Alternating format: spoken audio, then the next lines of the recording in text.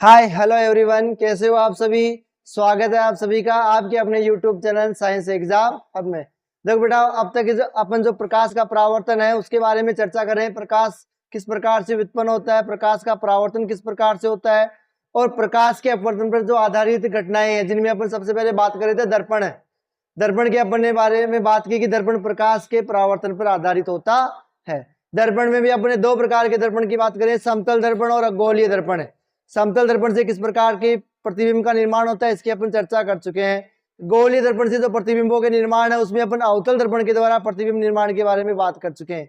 आज का जो अपना सेशन है इसमें अपन बात करेंगे एक तो उत्तल दर्पण के द्वारा प्रतिबिंब का निर्माण किस प्रकार से होता है, और एक वेरी मोस्ट इंपोर्टेंट कि जो गोलीय दर्पण से संबंधित जो आंकिक क्वेश्चन आते हैं, न्यूमेरिकल्स आते हैं, दर्पण सूत्र के बारे में पढ़ेंगे, उसकी आवर्धनता के बारे में पढ़ेंगे। यहाँ से डेफिनेटली प्रतिभा से एक क्वेश्चन पूछा जाता है और ये क्वेश्चन से लगभग कई बच्चों को नहीं आते हैं। तो आप के सेशन में बने रहिए, पूरे नॉर्मली क्वेश्चन आप एक बार की तो बिना देखे सारे क्वेश्चन आप सोल्व करने की तकनीक यहाँ से हासिल कर पाओगे। ठीक है, तो शुरू करते हैं आज के सेशन को। सबसे पहले वीडियो को लाइक करें और शेयर करें। ठीक है, तो बात करते हैं सबसे पहले अपन उत्तल दर्पण के द्वारा प्रतिबिंब के निर्माण की, कि उत्तल दर्पण के द्वारा प्रतिबिंबों का निर्माण किस प्रकार से होता है।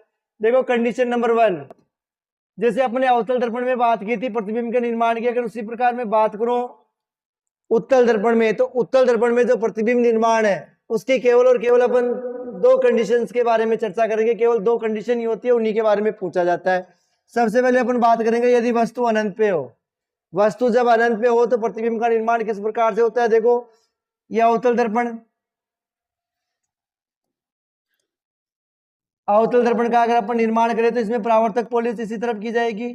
अच्छा, एक विशेष रूप जिससे ध्यान देना है कि जब आप अवतल दर्पण का ये मुख्य अक्ष बनाओगे, इसमें जो मुख्य फोकस है वो भी पॉलिश किए हुए क्षेत्र की तरफ आएगा, और जो वक्रता केंद्र है वो भी पॉलिश किए हुए क्षेत्र की तरफ ही आएगा, क्योंकि दर्पण का जो मुख है इसी तरफ खुला है तो केंद्र बिंदु भी इसी तरफ होगा, और जो फोकस दूरी है, फोकस बिंदु है, वो भी पीछे की तरफ बनता है, क्योंकि किरणों को अपन डॉट डॉट करके आगे बढ़ाते हैं। तो जब समांतर होगी तो प्रकाश, जब वस्तु अनंत पे है, वस्तु कौन से क्षेत्र पे है, अनंत पे, तो प्रकाश की किरणें अनंत से आएगी तो अपन दोनों तरफ से समांतर प्रकाश किरणें लाते हैं। यहां से भी समांतर आएगी और यहां से भी समांतर आएगी। आपके नियम थे, आपने पढ़े थे कि जब प्रकाश की किरण मुख्य अक्ष के समांतर आती है तो कहां से जाती है, या तो एफ से निकलती है या एफ से निकलती हुई प्रतीत होती है।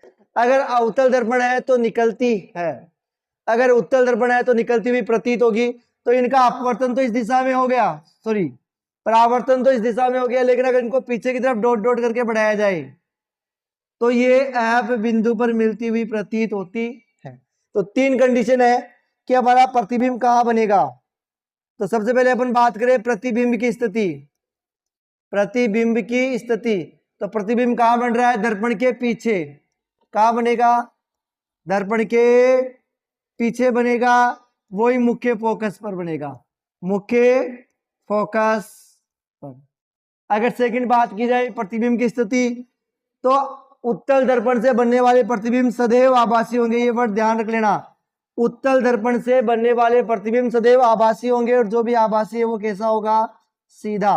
तो आभासी एवं सीधा प्रतिबिंब बनेगा किसके द्वारा, उत्तल दर्पण के द्वारा, और सदैव वस्तु से छोटा बनता है, सदैव वस्तु से छोटा बनता है। मैं फिर कह रहा हूं, मेरा तीन ये जो चीज है वो ध्यान रख ले उत्तल दर्पण के लिए, कि यहां पर बनने वाला प्रतिबिंब हमेशा सीधा होगा, आभासी होगा, और बिंब से छोटा होगा, बिंब से छोटा होगा, चाहे आपको कंडीशन कोई भी दे। ये दो लाइन तो आपको लिखनी है। जो प्रकृति होगी वो आभासी और सीधा होगा, जो आकार होगा वो सदैव बिंब से छोटा होगा। स्थिति में हो गया, एफ पर बनेगा। इसके अलावा सेकंड कंडीशन में अपन एफ से आगे कर ले की बात कर लेंगे। तो ये हो गया आपके उत्तल दर्पण के द्वारा प्रतिबिंब निर्माण की पहली स्थिति, वस्तु पे जब अनंत पे हो। देख सकते हो, जब दर्पण के पीछे बनेगा मुख्य फोकस पर, वस्तु से छोटा बनेगा, आभासी और सीधा बनेगा। और मैं फिर कह रहा हूं बेटा, ये इंपॉर्टेंट है, ये इंपॉर्टेंट है, एग्जाम में पूछे जाते हैं। एग्जाम में अगर उत्तल दर्पण से सर्वाधिक पूछा जाता है तो यही क्वेश्चन पूछा जाता है कि उत्तल दर्पण में प्रतिबिंब का निर्माण कीजिए जब वस्तु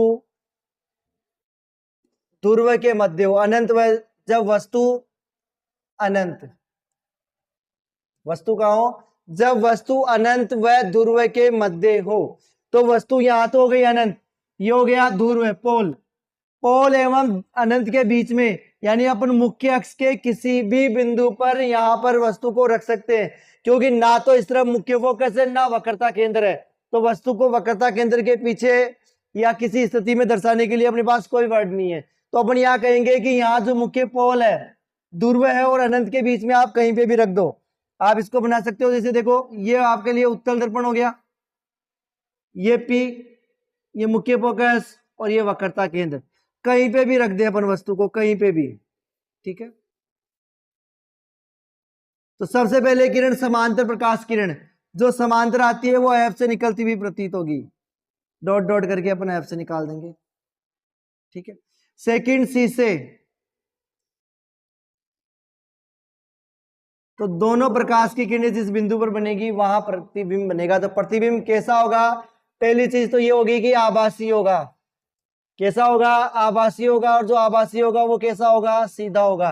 एक अपन ने बात की थी बिंब से छोटा होगा, ये तो कंपलसरी आप याद कर ले, बिंब से छोटा होगा। तीसरा स्थिति देखो, ये है मुख्य फोकस और ये पोल, तो मुख्य फोकस और पोल के बीच में बनेगा, यानी ध्रुव वह मुख्य फोकस के मध्य हमेशा यही बनेगा, चाहे वस्तु की स्थिति अनंत और ध्रुव के बीच में कहीं पे भी रख दे।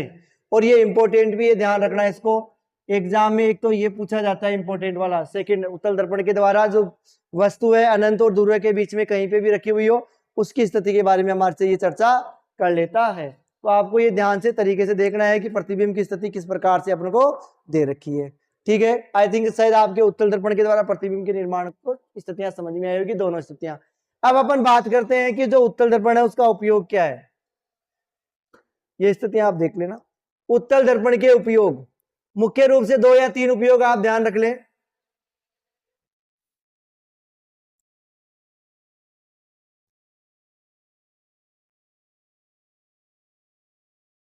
देखो उत्तल दर्पण के उपयोग में पहला अपन कर सकते हैं वाहनों में पश्यदर्शी दर्पण, पश्यदर्शी दर्पण के रूप में साइड मिरर, जो ये साइड मिरर आते हैं वाहनों में साइड में लगे हुए, जो साइड मिरर होते हैं उन साइड मिरर के द्वारा पीछे का दृश्य देखने के लिए, लेफ्ट और राइट के साइड में जो दर्पण आते हैं वो पीछे का दृश्य देखने के लिए उपयोग में लाए जाते हैं। तो सबसे वेरी मोस्ट इंपोर्टेंट उपयोग यही है इसका, कि उत्तल दर्पण का उपयोग पश्यदर्शी दर्पण के रूप में किया जाता है। अब वजह पूछ ली जाए कि क्यों, क्या रीजन है कि जो उत्तल दर्पण है उसका उपयोग पश्यदर्शी दर्पण के रूप में किया जाता है। तो इसकी सीधी सी वजह है, क्योंकि जो उत्तल दर्पण है वस्तु का कैसा प्रतिबिंब बनाता है, एक तो सीधा बनाता है, एक छोटा बनाता है।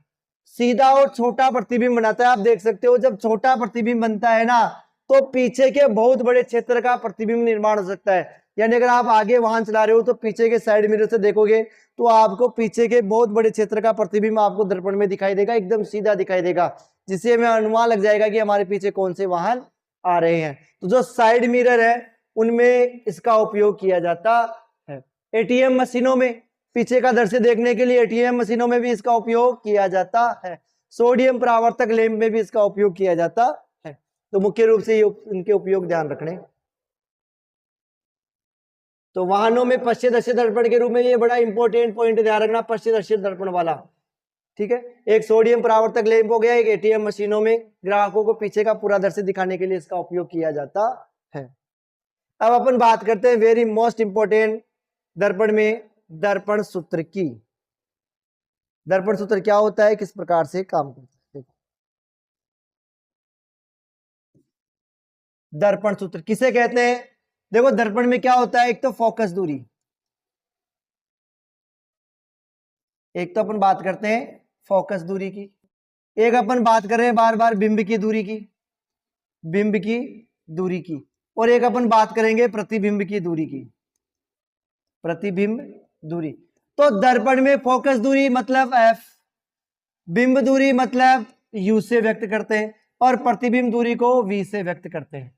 तो फोकस दूरी में, बिंब दूरी में और प्रतिबिंब दूरी में आपस में जो संबंध होता है, दर्पण में फोकस दूरी, प्रतिबिंब की दूरी और बिंब की दूरी, तीनों के बीच के जो संबंध है उस तीनों के बीच के संबंध को दर्पण के द्वारा या मिरर फॉर्मूला के नाम से जाना जाता है। और क्या संबंध होता है तीनों में, कि जो तीनों में संबंध होता है वो होता है 1/f बराबर 1/v प्लस 1/u।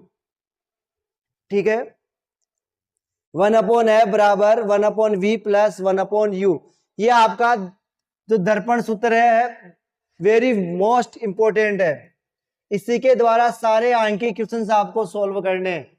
ठीक है, तो दर्पण सूत्र किसे कहते हैं, अगर परिभाषा पूछे या तो आप उनको ये कहेगा सीधा सीधा कि दर्पण सूत्र को परिभाषित कीजिए, या आप उनको ये कह सकता है कि किसी दर्पण के लिए फोकस दूरी, उसकी बिंब दूरी और प्रतिबिंब दूरी के बीच के संबंध को दर्शाइए। तो तीनों के बीच का जो संबंध है वो यही होता है 1/f बराबर 1/v प्लस 1/u। ये तीनों के बीच का संबंध है। ठीक है, इसके बाद में अपन बात करते हैं, इसकी देखो थ्योरी है, आप स्क्रीनशॉट ले लिया या कॉपी में नोट कर लेना। आवर्धनता, आवर्धनता क्या होती है? देखो अपने बात की कि दर्पण के द्वारा प्रतिबिंब कहां बनता है, कैसा बनता है, वो तो अपने बात कर ली। अब उसके आकार की, अगर अपन दर्पण के द्वारा बनने वाले बिंब और प्रतिबिंब के आकार की अगर तुलना करें तो उस तुलना को अपन किसके नाम से जानते हैं, आवर्धन के नाम से। यानी मैं कहूं कि कोई प्रतिबिंब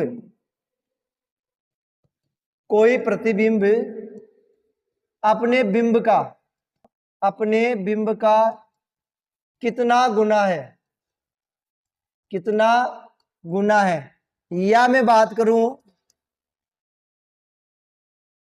प्रतिबिंब के आकार एवं बिंब के आकार का जो अनुपात है, बिंब एवं प्रतिबिंब के अनुपात का आकार क्या कहलाता है, आवर्धन या आवर्धनता कहलाती है। आवर्धनता को हम एम से व्यक्त करते हैं, आवर्धनता को किससे व्यक्त करते हैं, एम से, यानी आवर्धनता एम। ठीक है, तो यहां हो जाएगा एम बराबर एच डेस। यहाँ एच डेस किसको प्रदर्शित करेगा, प्रतिबिंब के आकार को। एच डेस ये सिंबल जो लिया गया है एच डेस वो किसका है, प्रतिबिंब का आकार। तो प्रतिबिंब का आकार बटा ये है आपके लिए बिंब का आकार, ये किसका हो जाएगा, बिंब का आकार। ठीक है, तो जो m बराबर है अपन कह सकते हैं एच डेस बटा एच, या तो अपन ये बात कर सकते हैं जो आवर्धनता होती है वो प्रतिबिंब की दूरी, ये तो है प्रतिबिंब की दूरी, और ये हो जाएगी बिंब की दूरी, बिंब या वस्तु की दूरी, बिंब की दूरी। ठीक है, तो इसके द्वारा भी व्यक्त किया जाता है। यानी जो आवर्धनता होती है वो या तो बराबर किससे निकाली जाती है, प्रतिबिंब की ऊंचाई और बिंब की ऊंचाई के अनुपात के द्वारा, या फिर निकाली जाती है ये प्रतिबिंब की दूरी और बिंब की दूरी के अनुपात के द्वारा निकाली जाती है। दोनों में से कोई सा भी अगर अपन को मान दिया गया हो तो अपन इनके मान रखकर ये आंसर निकाल सकते हैं, आवर्धनता निकाल सकते हैं, प्रतिबिंब की ऊंचाई या बिंब की ऊंचाई, या प्रतिबिंब दूरी और बिंब की ऊंचाई की गणना कर सकते हैं। किसी भी प्रकार का आंकिक क्वेश्चन अपन सॉल्व कर सकते हैं। फिलहाल आपको ये ध्यान रखना है आंकिक क्वेश्चन सॉल्व करने ये डिटेल से मैं बताने जा रहा हूं, तो ध्यान से और तरीके से बैठ जाए, वेरी मोस्ट इंपॉर्टेंट है, आपका एक भी क्वेश्चन गलत नहीं होगा। ठीक है, तो यहां अपन ने बात करें आवर्धनता की। देखो आवर्धनता हो जाएगी प्रतिबिंब की ऊंचाई h डेस और बिंब की ऊंचाई h के अनुपात को आवर्धनता कहते हैं, या दर्पण के द्वारा किसी बिंब को आवर्धित करने की क्षमता, वो बिंब से कितना बड़ा है या कितना छोटा है, ये जो आवर्धित करने की क्षमता है वो आवर्धनता कहलाती है। सूत्र आपके सामने। अब इनका गणना कैसे करेंगे, देखो सूत्र का प्रयोग किस प्रकार से करना है, क्योंकि जब आप इस सूत्र का उपयोग करोगे तो इस सूत्र के उपयोग के लिए आपको जो इनके मान है और जो इनके चिन्ह है वो भी पता होने चाहिए कि किसको अपन किस चिन्ह के रूप में उपयोग में ले रहे हैं। तो सबसे पहले गोलीय दर्पण के लिए जो चिन्ह परिपाटी है अपन उसकी बात करते हैं। देखो बेटा, गोलीय दर्पण के लिए चिन्ह परिपाटी किस प्रकार के चिन्हों का उपयोग करते हैं। देखो सबसे पहले अपन बात करते हैं गोलीय दर्पण में। सबसे पहले मैं बात करूं तो गोलीय दर्पण में जो बिंब है सभी दूरियां है, गोलीय दर्पण में जो सभी दूरियां है, सभी दूरियां दर्पण के ध्रुव से मापी जाती है, दर्पण के ध्रुव से मापी जाती है। पहला रूल्स है, ठीक है, ये पोल है, ये दर्पण है। देखो दर्पण के लिए गोली, दर्पण के लिए जो चिन्ह परिपाटी है उसका ये, अगर आप उनको डायग्राम पूछे तो विद डायग्राम अपन को समझा देना है। इस डायग्राम में आपको 4 या 5 नियम दिखाई देंगे। सबसे पहले अपन बात करेंगे दर्पण में जो सभी प्रकार की दूरियां हैं उसकी गणना इसके पोल से की जाती है, दूरवश से की जाती है। चाहे अपन बिंब की दूरी की बात करें, प्रतिबिंब की दूरी की बात करें, या फोकस दूरी की बात करें, या वक्रता त्रिज्या की बात करें, सभी प्रकार की दूरियों की जो माप होगी वो पोल से होगी। पहला नियम। दूसरा नियम ये कहता है कि दर्पण के जो भी दाईं तरफ की दूरियां हैं, जो भी दाईं तरफ की दूरियां हैं उनका मान धनात्मक होगा। दाईं तरफ की दूरियों के लिए अपन किसका मान धनात्मक लेंगे? दाईं तरफ की सभी दूरियों के लिए अपन जो मान होगा वो धनात्मक लेंगे, और बाईं तरफ की सभी दूरियों के लिए जो मान होगा वो ऋणात्मक होंगे। तो सेकंड नियम ये है कि दर्पण में दाईं तरफ की दूरियां हमेशा धनात्मक होती है और बाईं तरफ की दूरियां ऋणात्मक होती है। अच्छा, इससे पहले एक और नियम है कि जो बिंब होता है उसे सदैव दर्पण के बाईं ओर रखा जाता है, ये भी ध्यान रखना। बिंब को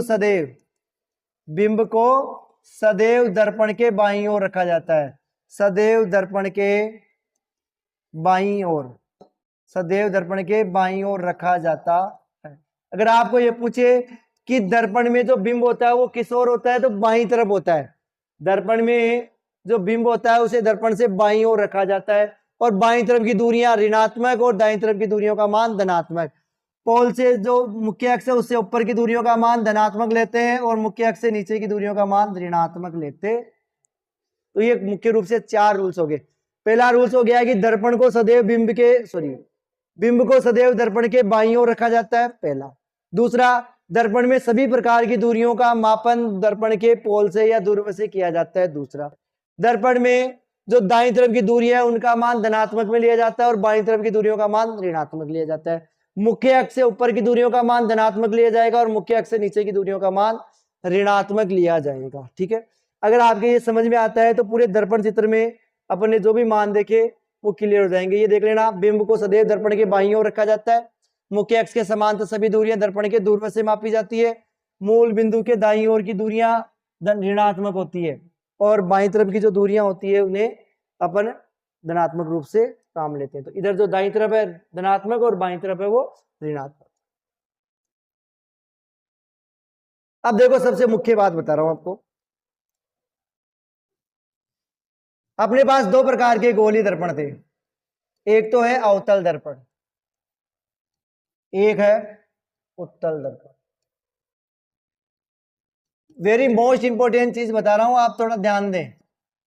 ठीक है, आपको जो चिन्ह लेने हैं वो कौन सा चिन्ह कैसे आएगा। देखो, अवतल दर्पण की बात करूं तो अवतल दर्पण में मुख्य फोकस होगा, फोकस दूरी लेंगे अपन, बिंब की दूरी भी काम में लेंगे, प्रतिबिंब की दूरी भी काम में लेंगे। ठीक है, इसी प्रकार से अगर मैं बात करूं तो बिंब की ऊंचाई, प्रतिबिंब की ऊंचाई और उसकी आवर्धनता, यही मान होंगे 6 मान। उत्तल दर्पण में भी होगी, फोकस दूरी होगी, बिंब की दूरी होगी, प्रतिबिंब की दूरी होगी, बिंब की ऊंचाई, प्रतिबिंब की ऊंचाई और उसकी आवर्धनता। ठीक है, ये जो सारे चिन्ह है अपन बात करें, इनके लिए चिन्हों की गणना करनी है अपन को, क्योंकि अगर चिन्ह ही नहीं पता होंगे ना तो अपन अंक के क्वेश्चन सॉल्व नहीं कर पाएंगे। और ये कह रहा हूं मैं आपको, ये कोई नहीं बताएगा, आप सब रटवाएंगे। आप इसका तरीके से एक बार कंसेप्ट समझ लीजिए, इसको ढंग से समझ लीजिए। मैं कह रहा हूं कहीं पे भी रटने की आवश्यकता नहीं है। देखो, मैं सबसे पहले बात करता हूं अवतल दर्पण के लिए। तो ये मानो अपने लिए अवतल दर्पण था, ये पोल, ये एफ और ये सी, यही होता है अवतल दर्पण के लिए। तो मुझे ये बताओ कि अवतल दर्पण में ये तो हिस्सा है दाईं तरफ का, ये हिस्सा है बाईं तरफ का, तो अवतल दर्पण में जो मुख्य फोकस होगा वो दाईं तरफ है या बाईं तरफ है? बाईं तरफ है। तो यहां से लेकर यहां तक की दूरी कौन सी होगी? फोकस दूरी। अपने कहा था दर्पण के दूरवश से मुख्य फोकस के बीच की दूरी फोकस दूरी कहते हैं। तो जो फोकस दूरी है वो अपन किस तरफ से मापेंगे? बाईं तरफ से। और आपने पढ़ा था कि जो बाईं तरफ की सभी दूरियां होती है उनका मान कैसे होता है? ऋणात्मक। दाईं तरफ क्या होता है? धनात्मक। तो यहाँ जो फोकस दूरी है वो किस में आएगी? माइनस में। फोकस दूरी किस में आएगी? माइनस में। क्लियर है? याद हो जाएगा ये तो। सेकंड, बिंब की दूरी। आपने ये पढ़ा था कि जो बिंब है उसे सदैव दर्पण के बाईं ओर रखा जाता है। बिंब को सदैव दर्पण के बाईं ओर रखा जाता है। तो मतलब जो बिंब दूरी होगी वो भी बाईं तरफ की होगी, मतलब ऋणात्मक, और सदैव बाईं तरफ होगा, इसका मतलब u का मान तो सदैव ही माइनस में होगा। ठीक है, मैं बात करता हूं बिंब की दूरी की। देखो प्रतिबिंब की दूरी, आपने जब अवतल दर्पण के द्वारा प्रतिबिंब की स्थितियां पढ़ी, पूरी 6 प्रकार की स्थितियां, उनमें 5 प्रकार की स्थितियों में यह पढ़ा कि दर्पण से बनने वाले जो सारे प्रतिबिंब थे ना बाईं तरफ ही थे। यहां से परावर्तित होकर प्रकाश की किरणें बाईं तरफ ही आ रही थी, वहीं पर मिल रही थी, तो सारे प्रतिबिंब बाईं तरफ बने। तो प्रतिबिंब के लिए सभी दूरियां क्या लेंगे अपन, माइनस में, बाईं तरफ होगी तो माइनस में। बिंब को सदैव सीधा रखा जाता है तो बिंब की ऊंचाई प्लस में। प्रतिबिंब सारे उल्टे और वास्तविक बन रहे थे तो प्रतिबिंब के लिए दूरी माइनस में। और ध्यान रखो m, अगर प्रतिबिंब वास्तविक है, अगर बनने वाला प्रतिबिंब वास्तविक है तो m का मान ऋणात्मक होगा, और बनने वाला प्रतिबिंब आभासी है तो m का मान क्या होगा, धनात्मक। अगर मैं बात करूं उत्तल दर्पण, अच्छा इसमें एक चीज और ध्यान रखना है इनके लिए। छठी कंडीशन ये थी, छठी कंडीशन, यदि बिंब को मैं इन दोनों के बीच में रख दूं, F और P के बीच में, तो प्रतिबिंब अपना दाईं तरफ भी जा रहा था, तो उस कंडीशन में क्या हो जाएगा, जो V है वो चेंज होगा। कब होगा, यदि जो फोकस दूरी है F का मान ग्रेटर देन U से, क्योंकि अगर मैं U को यहां रखूंगा तो फोकस दूरी ज्यादा हो जाएगी और बिंब की दूरी कम हो जाएगी।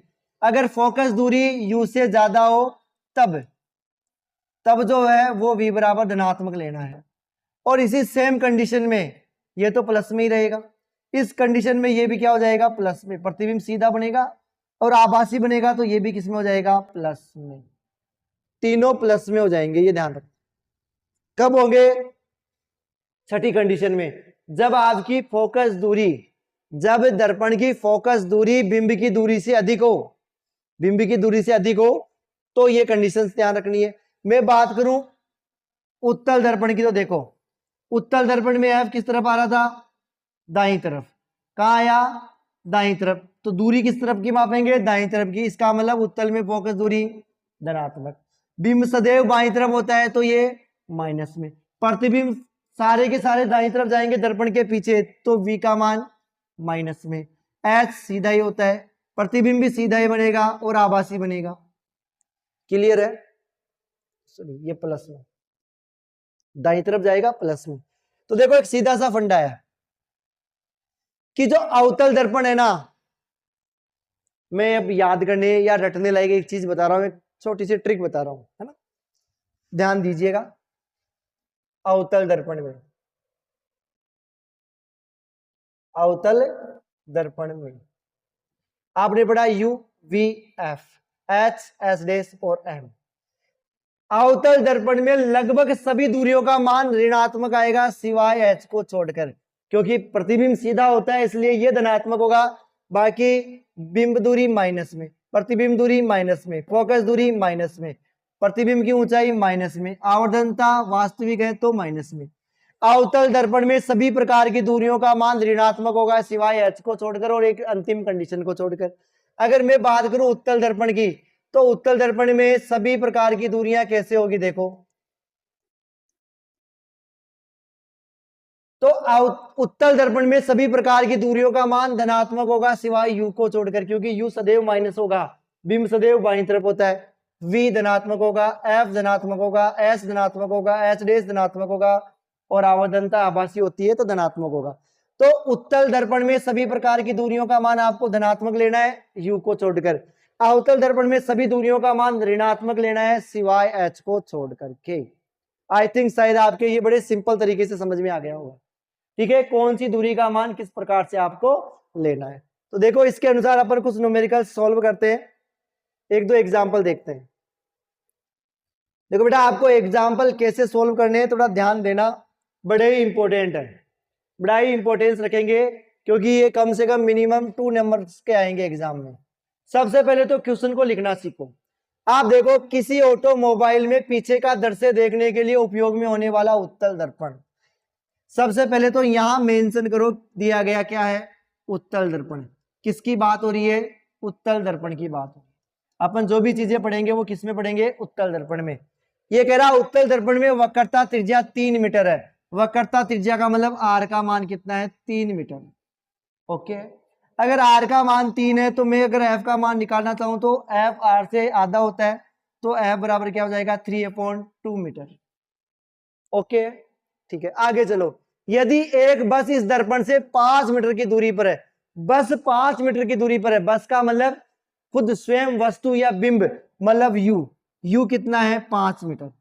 अगर आपने ये चीजें डिसाइड कर ली ना तो आंसर आपका इजीली सॉल्व हो जाएगा। 5 मीटर पे है तो ये कह रहा है प्रतिबिंब की स्थिति v कितनी दूर है, प्रतिबिंब की प्रकृति और साइज ज्ञात करो, है ना, साइज एच डेस या आवर्धनता m, ठीक है, और एच डेस की बात हो जाएगी। ये 3 चीज निकालनी है, ये 3 चीज दी है, ठीक है। तो सबसे पहले अपन यहां निकालेंगे v, सबसे पहले किसका मान निकालेंगे v। देखो इसमें क्या क्या निकालना है, v निकालना है। जब v निकालेंगे तो आवर्धनता से m निकाल लेंगे, क्योंकि m बराबर एच डेस और h होता है। यहाँ h और एच डेस की कोई बात नहीं की गई है कि कौन सा बनेगा कहां बनेगा, प्रकृति भी अपन को पूछ रहा है। तो सबसे पहले अपन बात करते हैं इनके चिन्हों की। दर्पण कौन सा है, उत्तल, तो उत्तल में फोकस दूरी धनात्मक, उत्तल में फोकस दूरी धनात्मक, u का मान सदैव माइनस में। इन तीनों के अपन को मान निकालने हैं तो ये उसी प्रकार से आएंगे।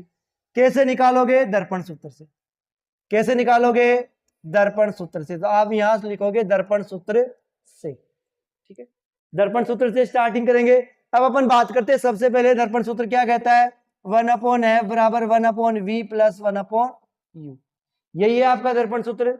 अब इसमें ज्ञात क्या करना है, v को, तो मैं v को यही रहने देता हूं, u को इस तरफ ले आता हूं।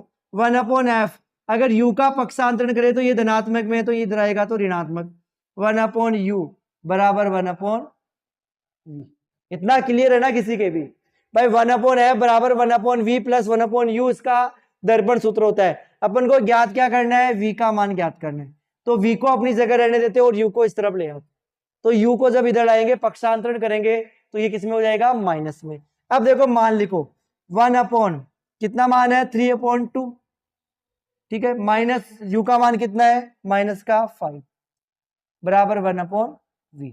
अगर मैं इसको लिखना चाहूं तो मैं इसको लिख सकता हूं 2/3, 3/2 क्या हो जाएगा, ऊपर जाएगा तो 2/3, माइनस और माइनस किस में बदल गया, प्लस में, 1/5 इक्वल 1/, क्लियर है। आगे देखिए, यहां से अपन इसका लैसे ले लेते हैं, एलसीएम ले लेते हैं। तो 3 और 5 का एलसीएम कितना हो जाएगा 15, 3 और 5 का एलसीएम लेना आता है मैथ में, 15 हो जाएगा। तो 15 के लिए अपन डिवाइडेड करें 3 से तो कितना हो जाएगा 5, और 5 × 2 कितना हो जाएगा 10, प्लस ये कितनी बार डिवाइडेड होगा 3 टाइम, तो 10 + 3 इक्वल 1/v। ये कितना हो जाएगा 13/15 इक्वल 1/v। अब 15 को आप डिवाइडेड करो 13 से तो कितना आएगा, डायरेक्ट तो भाग जाता नहीं, तो ये कितना हो जाएगा 0, सॉरी। अब देखो ये 1/v है, 1/v को अपन व्युत्पन्न कर देते हैं, उल्टा कर देते हैं ताकि v का मान आ जाए। तो अगर इसको उल्टा करते हैं तो इसको भी उल्टा कर देते हैं, तो ये कितना हो जाएगा 15/13 इक्वल v। तो v बराबर हो जाएगा 15/13। अब आप इसको भाग देके देखो कितना आएगा, 13 से 15 को डिवाइड करोगे तो आ जाएगा अपना 1 पॉइंट, एक बार जाएगा, कितने बच गए 2, दशमलव लगाओ 0 उतार दो, फिर 2 बार डिवाइड होगा, फिर कितनी बार डिवाइड हो जाएगा 3 टाइम्स, 1.23 मीटर। और आंसर किस में आ रहा है, प्लस में। उत्तल दर्पण में v का मान किस में होता है, प्लस में। तो अपन यहां लिखेंगे जो v बराबर है वो हो जाएगा 1.23 मीटर, क्लियर है ना। तो इस प्रकार से आप इस न्यूमेरिकल को सॉल्व कर सकते हो। अब ये पूछ रहा है प्रतिबिंब की प्रकृति कैसी है। देखो धनात्मक आया है, इसका मतलब प्रतिबिंब की प्रकृति कैसी होगी, आभासी होगी। साइज कैसा होगा, m निकाल लो यहां से। अगर अपन m की बात करें, देखो m का सूत्र हो जाएगा आपके h डेस बटा h बराबर माइनस का v/u। या इन दोनों को तो मेंशन कर नहीं रखा, ये दोनों मेंशन है तो आप निकाल लो m बराबर माइनस v का मान कितना आया 1.23 या 15/13, तो मैं लिखता हूं 15/13। u का मान कितना है माइनस में 5, ठीक है, माइनस माइनस प्लस हो जाएंगे ये 3 टाइम, तो ये हो गया आपका m बराबर 3/13। तो m बराबर कितना हो जाएगा 0.2 गुना यानी जो प्रतिबिंब होगा वो अपने बिंब का कितना होगा 0.2 गुना होगा, यानी छोटा होगा। अगर m का मान 1 आता है तो बराबर है, 1 से कम आ रहा है तो वो छोटा, और 1 से अधिक आ रहा है तो वो बिंब से बड़ा होगा। तो यहाँ अपना क्लियरली हो जाएगा कि जो बनने वाला प्रतिबिंब है आभासी होगा, सीधा होगा, बिंब से छोटा होगा। स्थिति आ गई कि वो जो ध्रुव है उससे 1.23 मीटर दूर बनेगा, यानी पोल और एफ के बीच में। एफ कितना है 1.5, 1.5 है ना, तो 1.5 से पहले बन रहा है उत्तल दर्पण में, पी और एफ के बीच में। क्लियर है? आई थिंक शायद आपकी ये चीज समझ में आई हो। ठीक है, आगे एक और न्यूमेरिकल करते हैं, एक और कर लेते हैं अपन। देखो ध्यान से देखिएगा, कोई 4 सेंटीमीटर साइज का बिंब किसी 15 सेंटीमीटर फोकस दूरी के अवतल दर्पण, इस बार सबसे पहले मेंशन करो दिया क्या गया है, अवतल दर्पण। क्या दिया गया है बेटा, अवतल दर्पण। ठीक है, अवतल दर्पण में अपन को क्या दिया है, 4 मीटर साइज का बिंब, यानी h बराबर दिया है 4 सेंटीमीटर। बिंब किसी 15 सेंटीमीटर फोकस दूरी, यानी f बराबर कितनी है 15 सेंटीमीटर। अवतल दर्पण के सामने 25 सेंटीमीटर दूरी पर रखा हुआ है, बिंब रखा हुआ है 25 सेंटीमीटर की दूरी पर, मतलब u बराबर है 25 सेंटीमीटर। ये कह रहा है दर्पण से कितनी दूरी पर किसी पर्दे को रखे कि स्पष्ट प्रतिबिंब प्राप्त हो। ये कह रहा है v कितना होगा, पर्दा कहाँ रखे, मतलब बिंब कहाँ बनेगा, v पर बनेगा, तो पर्दे का मतलब हो गया v की दूरी, प्रतिबिंब की दूरी। प्रतिबिंब की प्रकृति और साइज भी ज्ञात करो, h डैश भी ज्ञात करो, और साइज का मतलब m हो जाएगा। कैसे ज्ञात करोगे, वही दर्पण सूत्र लगाओगे। दर्पण सूत्र क्या कहता है, 1/f बराबर 1/v प्लस 1/u। इस बार क्या ज्ञात करना है, आपको v ज्ञात करना है, तो v को अपनी जगह रहने दो, u को इस तरफ ले आओ। 1/f माइनस 1/u बराबर 1/v। f कितना अच्छा, इनमें सबसे पहले तो आप मेंशन करो इसके चिन्ह। देखो कौन सा दर्पण है, अवतल दर्पण है, तो अवतल दर्पण में h प्लस में, इसके अलावा सभी माइनस में, f भी माइनस में और u भी माइनस में, बाकी के सारे माइनस में आ ही जाएंगे। तो यहाँ f तो हो गया आपका माइनस में 15 माइनस u कितना है माइनस में 25, ठीक है, बराबर 1/v। ठीक है, ये तो हो जाएगा माइनस माइनस प्लस, इसका आप एलसीएम ले लो, तो 25 और 15 का एलसीएम कितना आएगा, 75 आ जाएगा। ठीक है, 75, तो 75 को 15 को 75 में मल्टीप्लाई करो, कितना आ जाएगा, 5 बार जाएगा, माइनस के 5, ये माइनस माइनस प्लस, 25 से 3 बार, कितना हो गया 1/v। अगर -5 में से 3 को डिवाइड करेंगे तो कितना बचेगा, माइनस का 2/75 इक्वल 1/f। इसका व्युत्क्रम कर दो v का मान ज्ञात करने के लिए, तो v बराबर हो जाएगा -75/2। ठीक है, कितना आ जाएगा, हाफ कर लो इसका, कितना आएगा माइनस में 3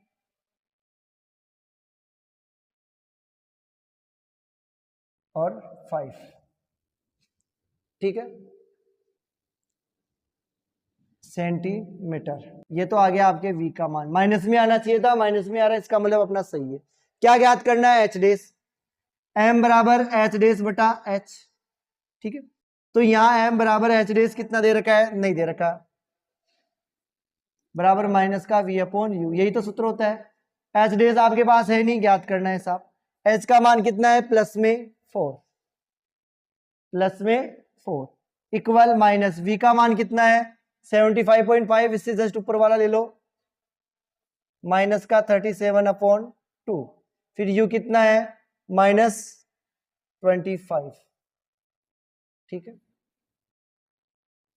हो गया ये, देखो m बराबर, ये तो हो गया h डेस अपॉन 4, ये माइनस माइनस प्लस हो गया 37, ये हो जाएगा माइनस का 2 × 25।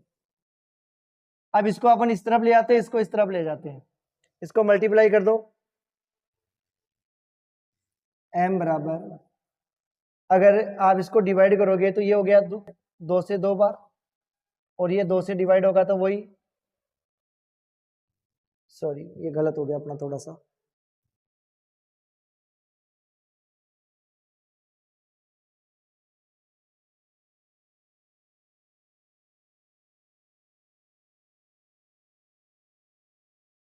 ये तो हो गया आवर्धनता का सूत्र। अब इसमें m बराबर h डेस का मान तो आपको ज्ञात करना है।